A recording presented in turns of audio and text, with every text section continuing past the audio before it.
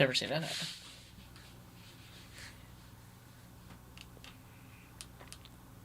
That's all right. We can start and go directly to a commercial break because we got our first guest coming on.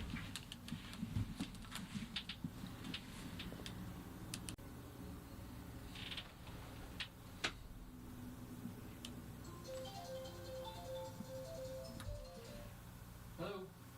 Hey there, this is Anthony, Jones producer. Hey, how you doing, Anthony? Hey, great. Yeah, we just had an issue with our streaming program. Just okay, great. Reloading and loading. Make sure it wasn't me. No. We'll be back in just a minute. Okay, bud. Thank you. It looks like we're back on X.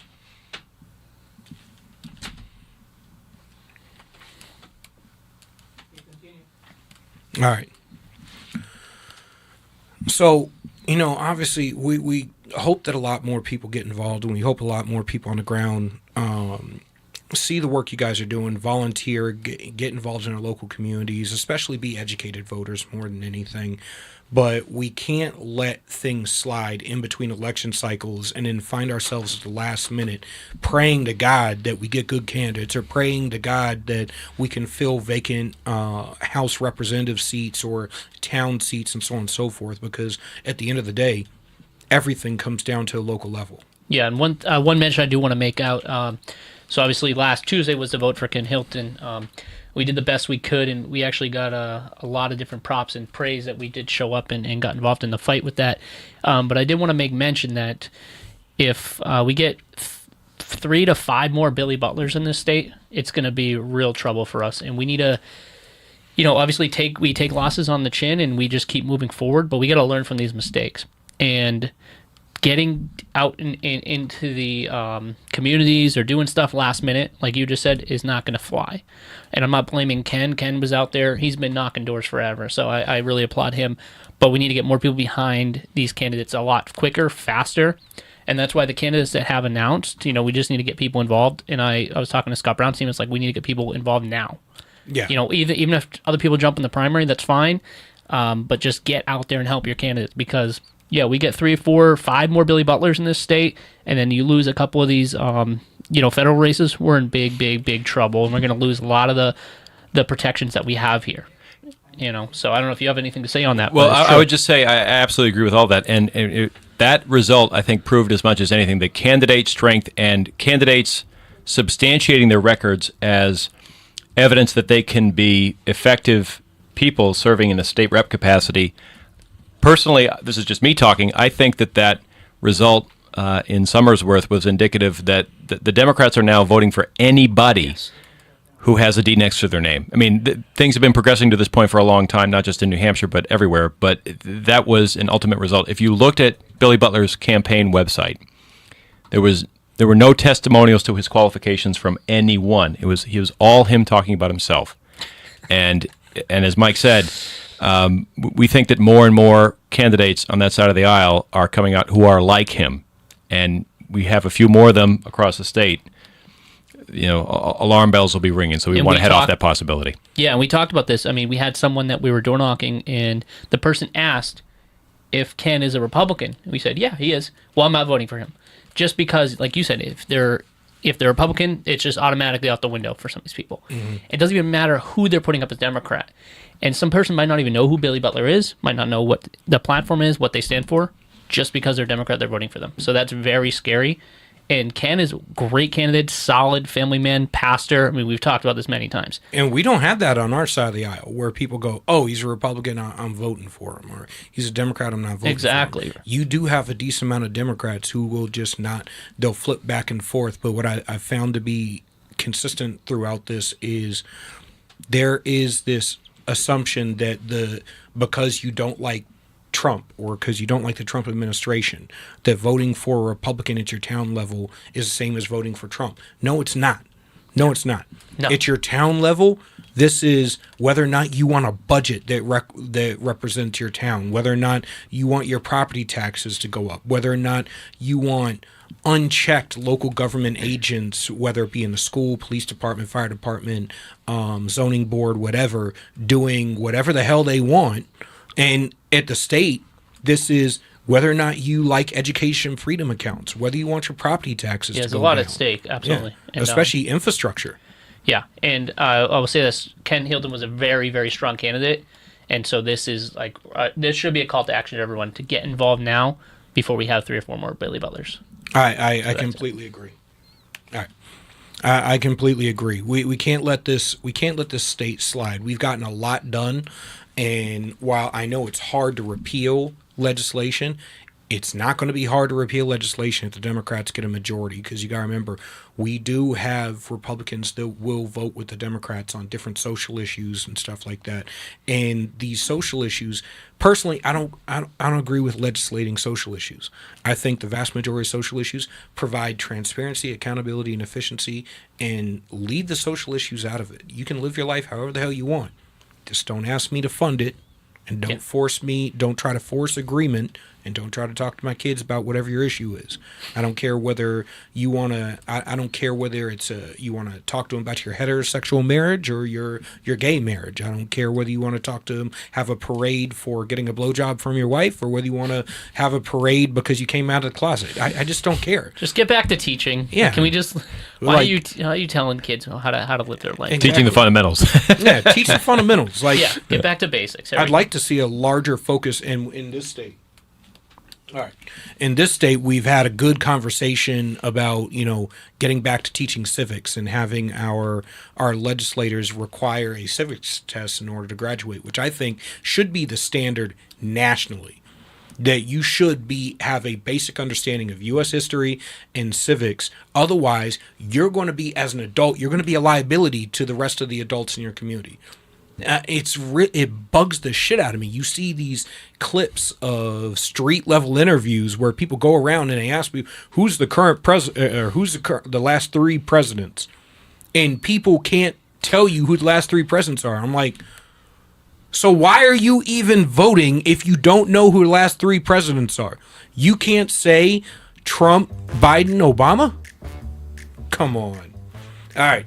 So we're going to have our guest after this break. Go ahead and tune back in. It's going to be Truth with John Gordon. John Gordon is coming on next. See you in a minute.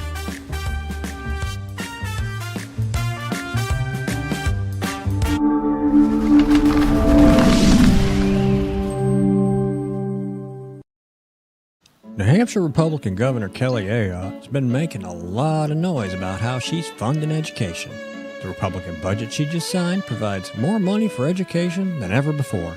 She even bragged the other day that New Hampshire is top 10 in the country when it comes to funding our children's education, as if giving money to school systems has anything to do with learning. If you look at the math, and if you got schooled in New Hampshire, the odds are good it's not your best subject. It's the exact opposite. The more money we throw at schools, the less kids learn. We're committed to wasting money on an experiment that failed, unless wasting money to drive parents to homeschool their kids was the goal. We prefer to pick on Democrats, lower hanging fruit and all that, but our rhetorical woodshed doesn't discriminate. If that sounds refreshing, you need to check us out. This is Steve McDonald for GraniteGrok, and we'll keep shining the light on them for you. Would you rather spend time with family and friends in the pool or at the barbecue rather than landscaping your yard? Well, Augusta Lawn Care is here to help you with all of your landscaping needs. Proudly serving southern New Hampshire, we handle everything. Weekly mowing, spring and fall cleanups, bush trimming, mulch installs, lawn treatments, aeration, dethatching, and even snow plowing and salting when the dreaded winter hits. Call Augusta Lawn Care today and let your yard be the best looking yard on the block. Call 603-331-4768. Augusta Lawn Care, locally owned, professionally done. Call 603-331-4678 or visit us online at AugustaLawnCareServices.com/Londonderry. That's AugustaLawnCareServices.com/Londonderry. United We Stand, A Marine's Fight. Written by Julian Yarden. I wrote this book to decipher through the tumultuous political dialogue and political gangbanging we see on both sides of the aisle between politicians, activists, influencers, and pundits, and get down to brass tacks solutions in order to save our republic. Again, United We Stand, A Marine's Fight, written by Julian. You can purchase the book on Amazon, Kindle, and Barnes & Nobles.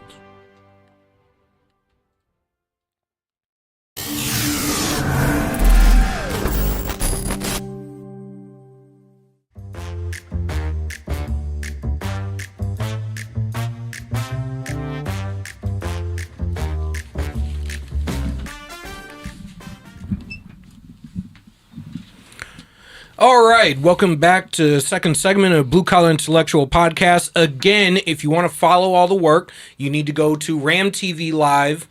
Go follow us. You can check the last few episodes there. You can find us on Spotify, iHeartRadio, all that. There will be new episodes being uploaded later today. And on the line today, we have John Gordon, host of Truth with John Gordon and Trump-endorsed Republican candidate to be Georgia's Attorney General in 2022, graduate of Mercer University Law School in Georgia. He's a business owner, entrepreneur who has worked as a journalist and reporter in Macon and Atlanta, Georgia. All right. How you doing, John? Thank you for coming on today. It's my pleasure. Trump, Biden, Trump, and Obama. Yep. Yep. Trump, Biden, Trump, then Obama. Yeah. It always amazes me. You see those street interviews and you can't, the average person can't tell you who are the last three presidents or what their state capital is or who their governor is, who their representatives are. Them to cast consequential votes. It is a little scary. I agree.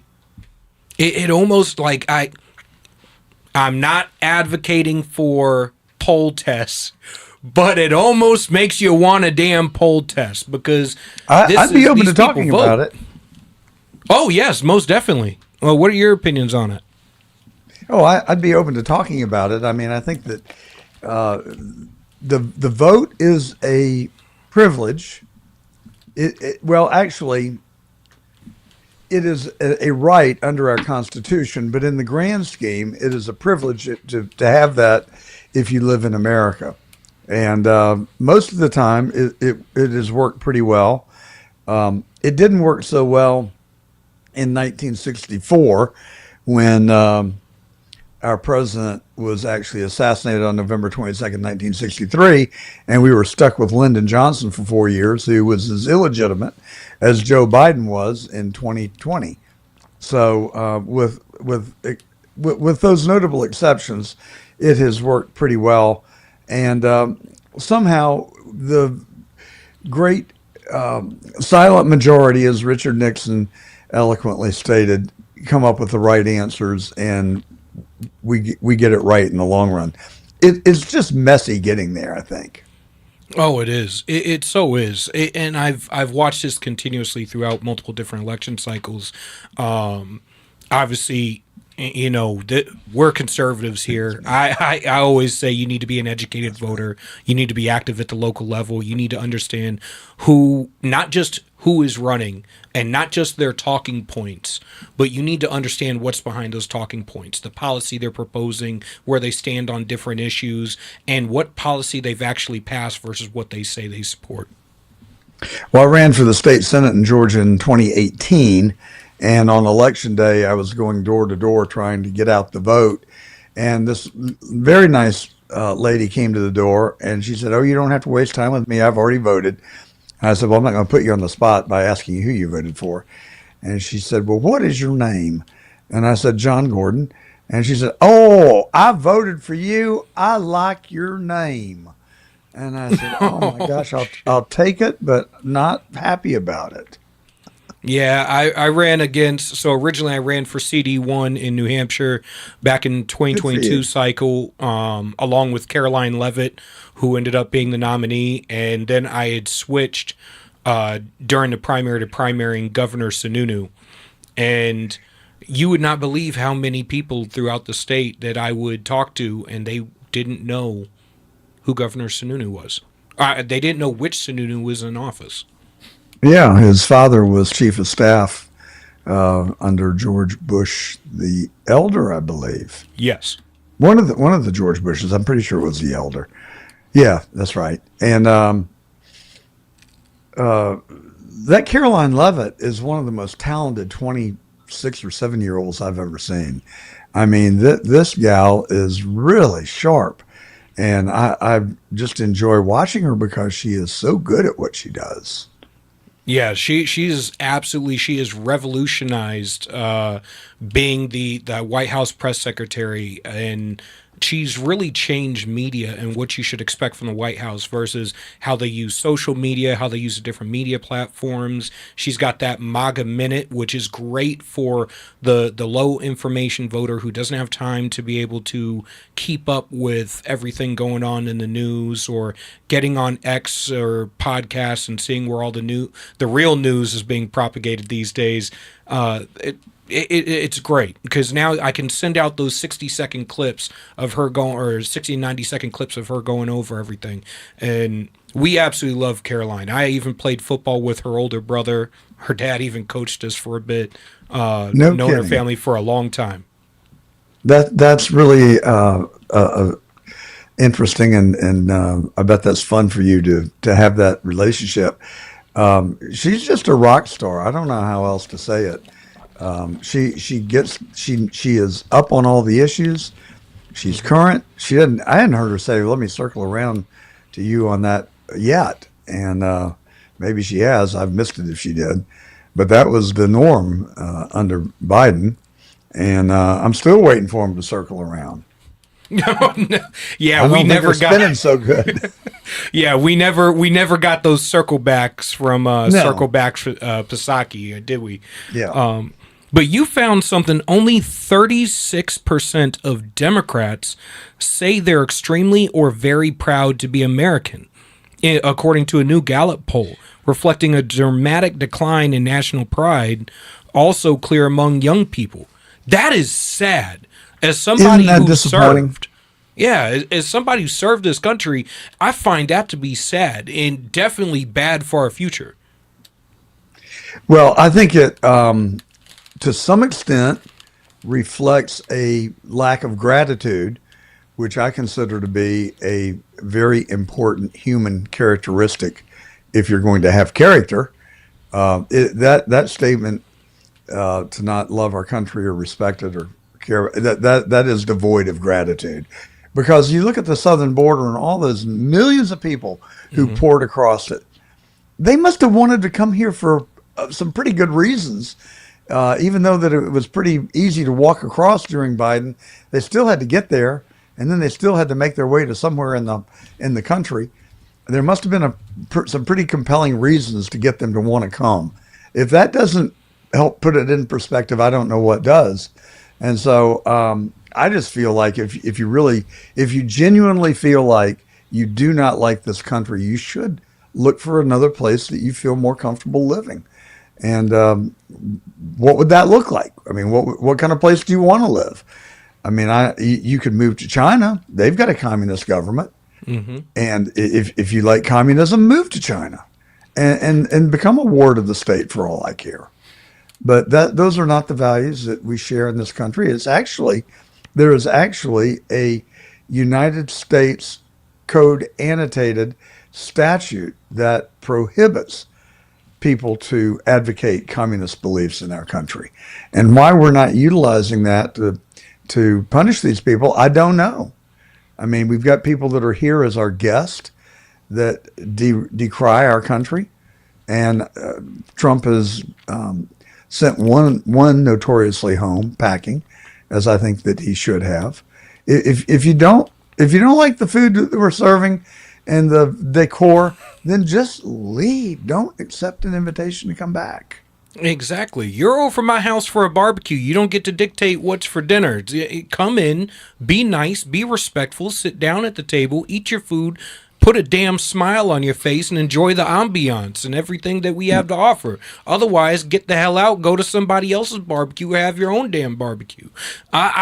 It perturbs me. It pisses me off to no end. I share your aggravation. I think the reason we're here is because the vast majority of, quite a few Republicans in D.C. would rather be invited to the cocktail party crowd than actually uphold their oath of office and get rid of some of these people. And if you started to crack down, you would realize that you're going to have to deport a significant amount of the American media, and you're going to have to deport a significant amount of, or prosecute a significant amount of academia. On what basis now are you saying? On the code about promoting communism within the United States. Yeah, for sure. Yes, absolutely. So it's a fine line. I am a free speech absolutist. Yes. Except where the Supreme Court has carved out exceptions that are notable and legit. So I'm not in favor of chilling free speech. That's where it gets very difficult, I think. Agreed. And if you want to advocate for communism, advocate for communism. If you're going to advocate for communism while throwing Molotov cocktails and rioting, then there is no tolerance for that whatsoever. And for that or any other dogma. I mean, you if you're going to go out and speak in favor of the God Almighty, but you're going to do it with a Molotov cocktail, that's not going to work either. So just, you've got to follow the laws of this country if you're going to be here as a citizen or not. I think this tone towards not being prideful or proud of our country really stems from the degradation of the education system.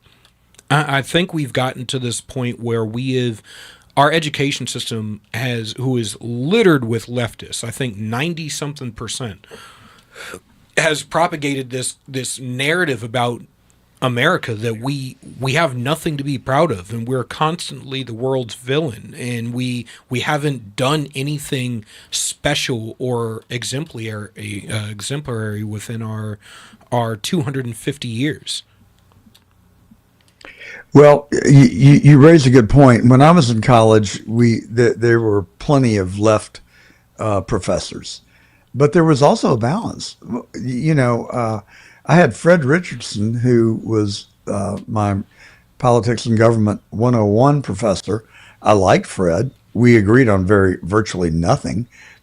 He was a pro-choice advocate in the 1970s, before there was hardly any movement for choice.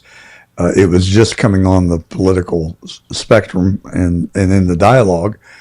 But we got along, and I liked Fred. I just thought he was nuts in some of his dogma, but in other areas, he was a very intelligent person. But at the same time, I had politics and government classes with Arthur Peterson, and he was the chairman of the Republican National Committee Platform Committee, and we had Corrine Lyman, who was who had worked for Henry Kissinger. So we had all sorts of gradations on the political spectrum. And frankly, I've thoroughly enjoyed the discourse. And I had then, and want to believe I have now, an open mind. I don't want to close my mind to any suggestions, but then I'm free to decide how I want to think. And to me, that's what a liberal arts education truly should do. And I feel like I got a great opportunity to experience that.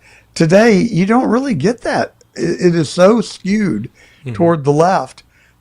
And as a parent paying tuition, I don't really like it. I don't want to send my kids to a school where they're going to indoctrinate them on communism and socialism and cause them to be less supportive and patriotic of our country. And when I was a kid, we started each day with a pledge of allegiance to the flag and a verse from the Bible. One of my favorite things was when I got to lead the pledge or read the Bible passage, and it infused my psyche. And today we need that more than ever, because we have so many children who've grown up in single parent or no parent homes, and they have absolutely no moral compass because no one has ever instructed them on it. And at least in the 60s and 70s, you could go to school and you could learn, but now you're prohibited or denied that opportunity. And so, thou not lie, thou shalt not kill, thou shalt not covet thy neighbor's wife. I mean, just if we could just agree that the 10 Commandments are something that we could all agree to, this world would be so much better of a place. And the part about God may be a problem for some people. It's not for me. I'd be willing to compromise on that to some extent. You should worship a God of your choosing, I think, because I'm not versed in the Quran or Hinduism, but I suspect that there's some pretty good nuggets in that theology. Yes. But having some sort of a moral framework to live by, I think, is just crucial for any living being. I completely agree. And my only deviance has been I am a Christian man, and my only deviance is if I don't want the government to be promoting an ideology, a woke ideology, then I don't. By the same token, I don't want them promoting any ideology because, one, I'm expecting to get a bastardized version of Christianity from the public education system, the same way we get this bastardized woke version of tolerance versus acceptance. And the two are not the same thing. Whereas I've always said my job as a parent is to teach my kid right from wrong, to discuss the Lord's word with them. And within our household, we make sure that our kids are raised a certain way. I read Bible passages with my kids, but to the role of what religion should be taught or to the role of how religion should be taught or discussed in education, I think it should be at the level of to what degree each predominant faith has had an effect on governance within the countries throughout the world. Because when I was in school, that's how we discussed it, was United States, a predominantly Christian nation since its inception, Christianity has had a large influence on our governance. And we were founded on Judeo-Christian values, 100%. Yes. And so I understand totally the argument that you're making, and that's where, don't make any mistake. I too am a Christian, and I grew up in the church. And I was a wiry, uncoordinated, gangly teenager. I was not popular in high school. And so I found refuge in the church. I found acceptance. I found love. And so I spent a lot of time there. And I wanted to be popular. I wanted to be accepted by my peers. It just didn't work out that way until I matured and got a little meat on my bones. Now I wish I could get some of those teenage years back. But I feel you. I just, it worked for me, and I'd really like to see others be able to share in that, because I can tell you that, I've raised 3 boys. I've got a wife of 48 years who I worship and adore. I've got 3 businesses that I've worked on. I can tell you the stress when I was middle-aged at times was overwhelming. 80 I'm employees, there right now. Debt, and trying to grow a business, and manufacturers that didn't care about us, and customers that would leave us for a nickel. I mean, it was overwhelming at points. And then one of the greatest things that has happened to me, I do have a very righteous component to my personality that I have to fight most of the time. But the Atlanta police went into a 92-year-old grandmother's house, Catherine Johnston, in 2006. She was guilty of nothing, suspected of nothing. They just flat out botched it. They got it wrong, and shame on them for having lied on their application for a no-knock search warrant.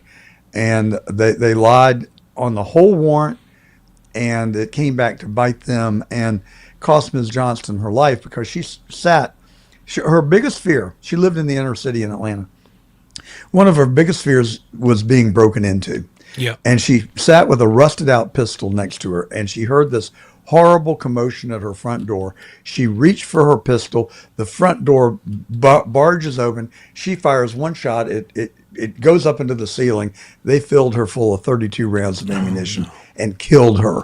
And it made me mad. Yeah. And so I reached out to the leadership in that community, and I just said, look, I know you're not hearing from a lot of people, probably from outside the community. I just want you to know that my heart aches for you, and I am grieving with you.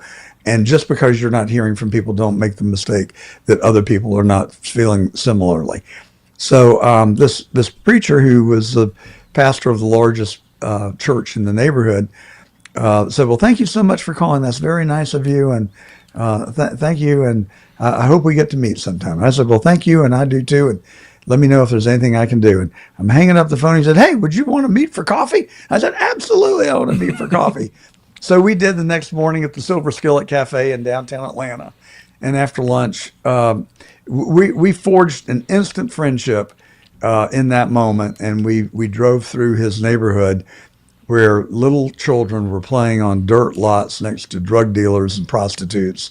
And you could see drugs being openly dealt on the street corners, burned out buildings, vacant buildings, homelessness, joblessness, illiteracy, obesity, every social ill you can conceive of, the largest population of HIV per capita in any U.S. zip code.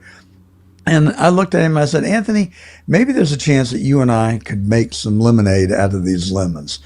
And he said, sure, John, what are you thinking?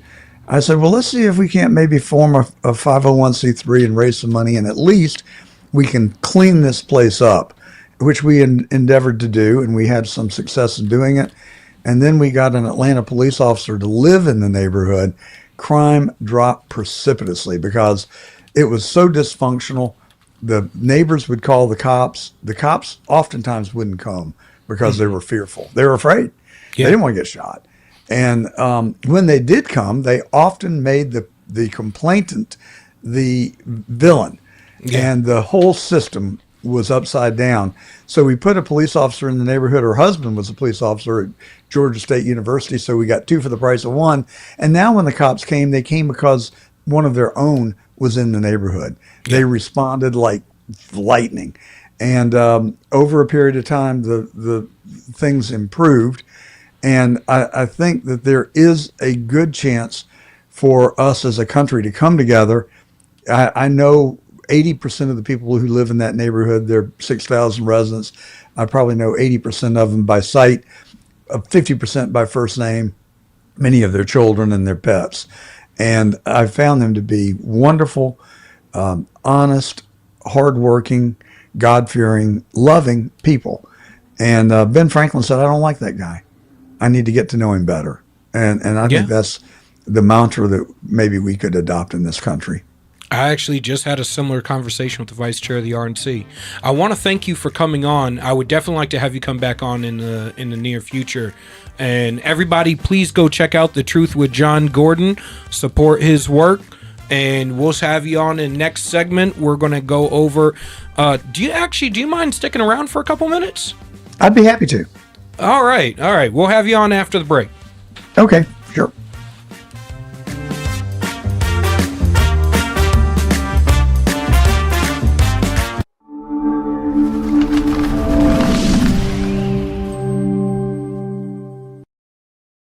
New Hampshire Republican Governor Kelly Ayotte has been making a lot of noise about how she's funding education. The Republican budget she just signed provides more money for education than ever before. She even bragged the other day that New Hampshire is top 10 in the country when it comes to funding our children's education, as if giving money to school systems has anything to do with learning. If you look at the math, and if you got schooled in New Hampshire, the odds are good it's not your best subject. It's the exact opposite. The more money we throw at schools, the less kids learn. We're committed to wasting money on an experiment that failed, unless wasting money to drive parents to homeschool their kids was the goal. We prefer to pick on Democrats, lower hanging fruit and all that, but our rhetorical woodshed doesn't discriminate. If that sounds refreshing, you need to check us out. This is Steve McDonald for GraniteGrok, and we'll keep shining the light on them for you. Would you rather spend time with family and friends in the pool or at the barbecue rather than landscaping your yard? Well, Augusta Lawn Care is here to help you with all of your landscaping needs. Proudly serving southern New Hampshire, we handle everything. weekly mowing, spring and fall cleanups, bush trimming, mulch installs, lawn treatments, aeration, dethatching, and even snow plowing and salting when the dreaded winter hits. Call Augusta Lawn Care today and let your yard be the best looking yard on the block. Call 603-331-4768. Augusta Lawn Care, locally owned, professionally done. Call 603-331-4678 or visit us online at AugustaLawnCareServices.com/Londonderry. That's AugustaLawnCareServices.com/Londonderry. United We Stand, A Marine's Fight. Written by Julian Yarden. I wrote this book to decipher through the tumultuous political dialogue and political gangbanging we see on both sides of the aisle between politicians, activists, influencers, and pundits, and get down to brass tacks solutions in order to save our republic. Again, United We Stand, A Marine's Fight, written by Julian Yarden. You can purchase the book on Amazon, Kindle, and Barnes & Noble.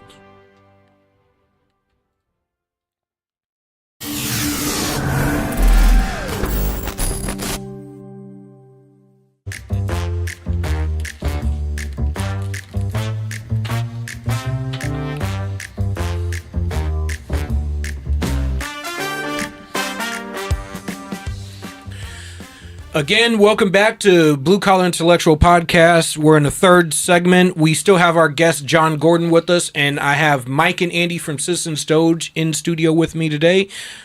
Please go to Ram TV Live, follow Ram TV Live on all platforms, follow Citizens Doge on all platforms, reach out to them to find out how you can build a Citizens Doge in your state so you can build up a grassroots infrastructure in order to take this country back, because it's a republic if you can keep it, and it certainly wasn't passed to us in the womb.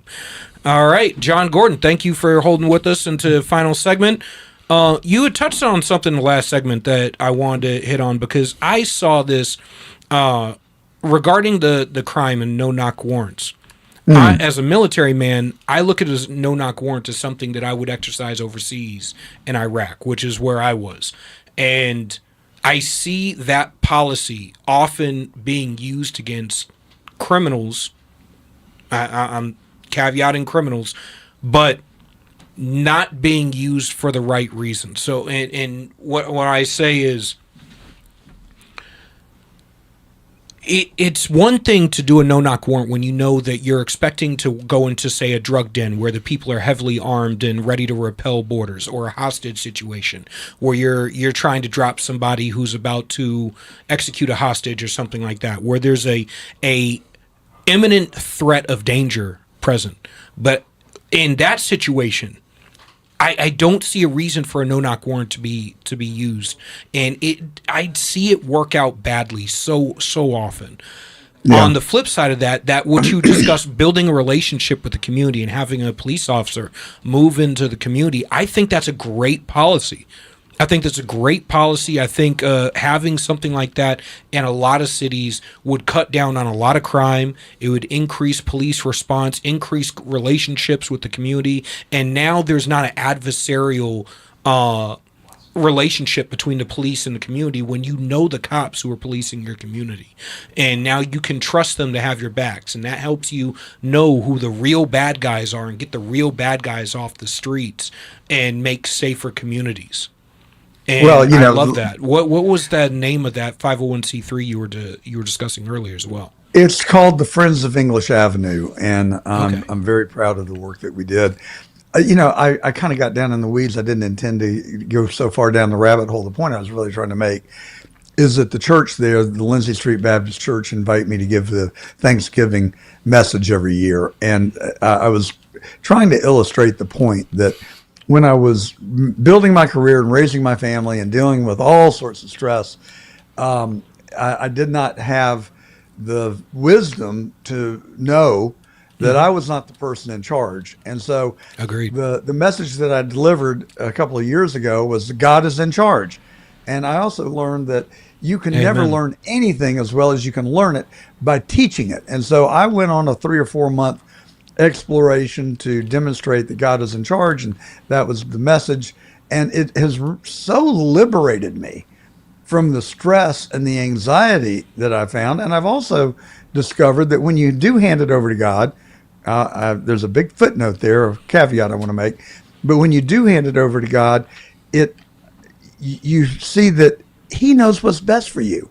Amen. And some of the things that I wanted the most in life, I look back on and saying, thank God it didn't happen to me. It would have been horrible if I'd gotten that, or if that had, what I was seeking had actually worked out, that I was really frustrated and disappointed didn't work out. So, I'm not trying to preach. I mean, I got a lot to learn still at the tender age of 72, but if I can share just a couple of little nuggets that I've learned along the way, then I'm happy to share it. And so when the footnote is give it over to God, but He expects you to do your best. You can't just say, "Oh, I'm going to sleep in today." God, you handle it. You got to get your butt out of bed and go get toil and make it happen for yourself. But God's got you. Amen. I completely agree with that. It's when I got active. I grew up in a church, but I strayed away in my early 20s. And when I got back in touch with my faith, my life changed for the better drastically. And it's been my guiding light, especially working in politics, man. It is a soulless job. And without having God on my side, I would go insane. Well, I've experienced it firsthand, and really my experience in politics has been really pretty positive. But when I ran for Attorney General with President Trump's endorsement, I haven't shared this with many people, but I want to share it with you since you brought it up. I had a young lady come and work for us in the campaign who was close to Trump. And I was excited to have her. I needed the help. I was drinking from a fire hose. Everything had happened so fast. We got President Trump's endorsement. We got instant credibility, and I just couldn't get it all done. And so I was so anxious and happy to have the help. She came and she pretty much took control of the campaign and took more out than she put in. And I suggested to her that maybe it wasn't a good fit. She left mad. She went back down to Mar-a-Lago and said that I had not donated to my own campaign, had spent most of my time in Palm Beach, and that I was firing people over the phone. Trump never heard my side of the story. The fact of the matter is, those are three horrible lies. I put $1 million into my campaign. I spent 2 nights in Palm Beach from the time I qualified and got President Trump's endorsement to the election, and those were at his invitation to attend Rig 2020 and to attend a fundraiser that we had down here that raised $100,000. So they were just a bunch of lies, but that's what stuck. And now Trump really doesn't know any better, and he thinks I'm a bad person, which is painful to me. I mean, it's really painful to me because I ran for Attorney General for him because he got a lousy deal in 2020, and I worked with the lawyers. I am a lawyer, but I was not serving as a lawyer on the case. I did fundraising and communications for Bob Shealy and Charles Bundren and Jefferson Satir versus the Fulton Board of Elections, and I've seen the evidence. I had seen it. And Judge Brian Amaro, a Superior Court judge in Georgia, ruled that we demonstrated a prima facie case. He ordered the absentee ballots be unsealed. And then 9 months click along. We're trying to get a time, place, and rules of engagement to look at the absentee ballots. He'd never give it to us. Then he just 180 declared that we didn't have standing in the case and threw us out of court. It made me so angry, and I was so disappointed. And the media was saying President Trump's trying to overturn the election without evidence. And then the courts wouldn't do their job. And I just said, look, the constitutional officers have failed us. The media won't tell the truth. And the judges won't do their job. I'm going to run for office. It's the only thing left to do. And so that was not the outcome I wanted, but we made a good showing. And I thoroughly enjoyed the process, but that's the dirty side of politics that I'm no good at. Yeah, I'm right there with you. Politics is literally a snake pit, and if people have something to gain from throwing you under the bus, they certainly will. I don't know what that person gained. Just revenge, pettiness. Hey, there's a good amount of that too. I've always said Republicans are our superpower, snatching defeat from the jaws of victory, and nobody can character assassinate each other the way Republicans do. I mean, we take more shots at each other than we do at the left, and it's sad. But one of the things I saw during the 2022 cycle is a lot of those cases got dismissed before they ever saw the light of day inside of a courtroom, before there was ever discovery, before any of that stuff. I mean, I saw cases get dismissed for spelling errors on briefs. I saw get dismissed over brief deadlines and stuff like that. It was amazing to me seeing just how they were able to circle the wagons to make sure that nothing was ever discussed in a factual manner inside of a courtroom where there were actual, say penalties for lying. I wish that had happened. There were over 60 cases. None of them got past in your pleadings, you have to plead jurisdiction and standing. Yep. None of the cases got past the standing argument. We argued standing, and the judge never really ruled on it, but he allowed the case to proceed for 9 months, so we concluded that we did have standing. His decision, by the way, that we lacked standing was overturned unanimously by the Supreme Court of Georgia. A little factoid that you never hear reported. The case is still alive. The order to unseal the absentee ballots is still alive, but they're just going to run the clock out. We'll never get to see it, and we'll never know. To me, Trump 2020 was JFK 2.0. It was a coup. It was orchestrated by someone, I don't know who. Biden certainly was the beneficiary. Clearly, his people that were helping him were part of the coup. But the amount of fraud that occurred in that election is overwhelming. Mm-hmm. And I think the D.C. establishment was willing to allow it to happen because they had Trump derangement syndrome, and Trump is a disruptor, and he was intending, especially in his second term, to stop their game of feeding at the trough, like USAID, that like we learned, and so many other boondoggles that are just raping the treasury. I don't know a better way to say it. No, I'm right there with you. Honestly, I think one of the biggest failures when we discuss that, like I work obviously in the media space, and I work a lot on political.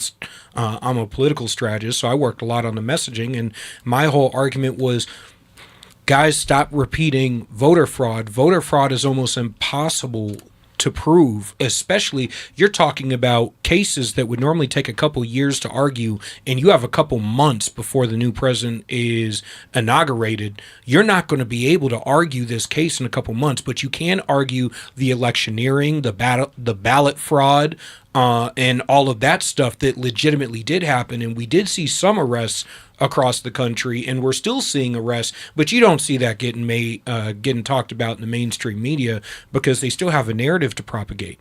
But it was something that we saw a lot of people, stood on it and then immediately had to back away from it, because if you didn't back away from it, you weren't going to get interviewed. You weren't going to, your campaign was going to be just dragged through the mud. And a lot of people didn't pay enough attention. We all catch the headlines, but nobody follows up to see what the outcomes are. Yeah. Well, I was a victim of it myself, and my whole campaign was based on election integrity. I've seen so much overwhelming evidence of fraud that I just couldn't stand it, because to me, that's the pillar of our democracy.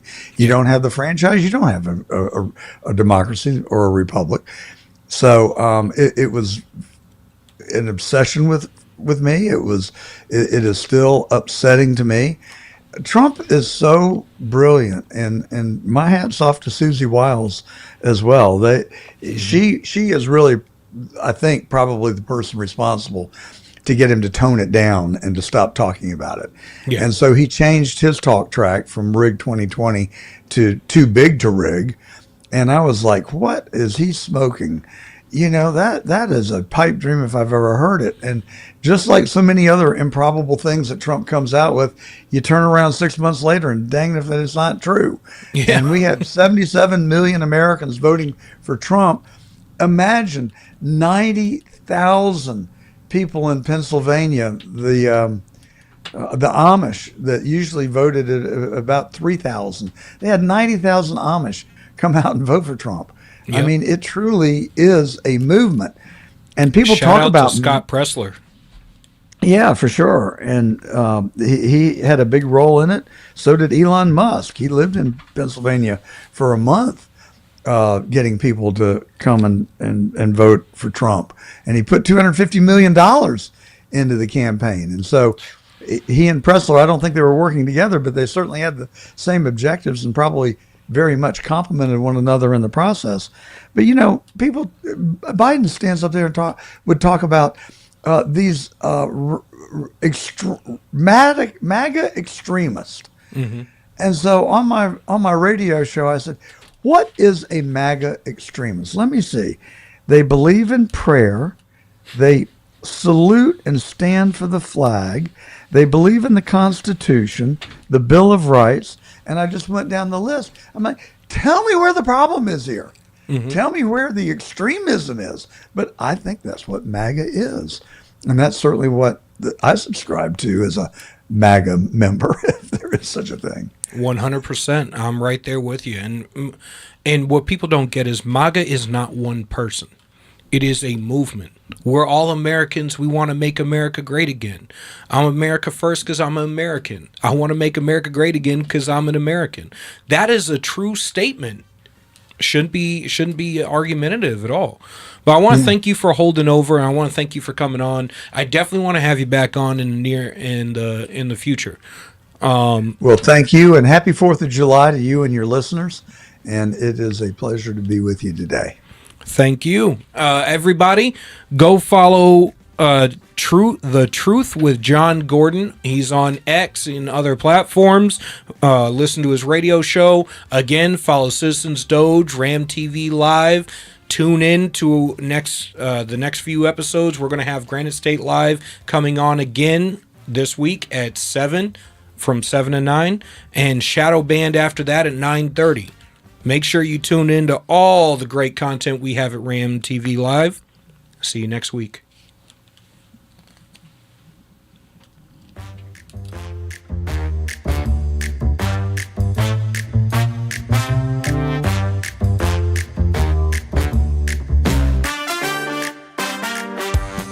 United We Stand, A Marine's Fight. Written by Julian Aciard. I wrote this book to decipher through the tumultuous political dialogue and political gangbanging we see on both sides of the aisle between politicians, activists, influencers, and pundits, and get down to brass tacks solutions in order to save our republic. Again, United We Stand, A Marine's Fight, written by Julian Aciard. You can purchase the book on Amazon, Kindle, and Barnes & Noble.